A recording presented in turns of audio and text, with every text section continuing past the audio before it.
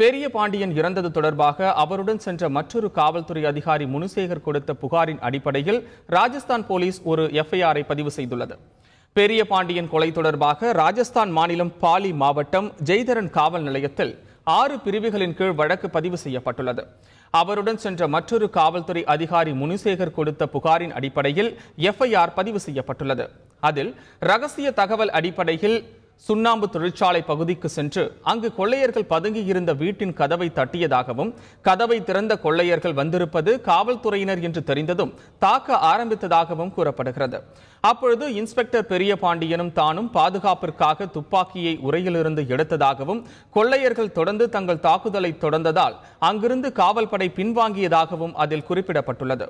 அந்த வீட்டை விட்டு சற்று தூரம் பின்னோக்கி வந்தபொழுது ஒரு பெண்ணும் ஒரு சிறுவனும் தொடர்ந்து வந்து தன்னை கட்டையால் தாக்கியதாகவும், அதனால் நிலை தடுமாறி தனது துப்பாக்கி கீழே விழுந்ததாகவும், அதனை இன்ஸ்பெக்டர் பெரிய பாண்டியன் எடுத்ததாகவும் முனிசேகர் தனது புகாரில் தெரிவித்துள்ளார்.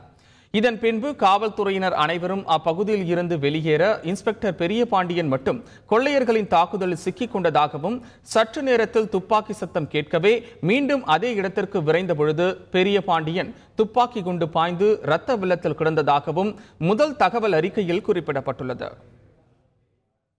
இன்ஸ்பெக்டர் பெரிய பாண்டியன் மீது பாய்ந்தது இன்ஸ்பெக்டர் முனிசேகரின் இருந்து துப்பாக்கி இருந்த தோட்டாதான் என ராஜஸ்தான் காவல்துறை அறிக்கை தெரிவித்துள்ள நிலையில், துப்பாக்கி கைமாறியதாகவும், கொள்ளையர்கள் தாக்குதலின் பொழுதுதான் அவர் கொல்லப்பட்டிருக்க வேண்டும் என்றும் முனிசேகர் அளித்திருக்கும் புகார் கூறுகிறது.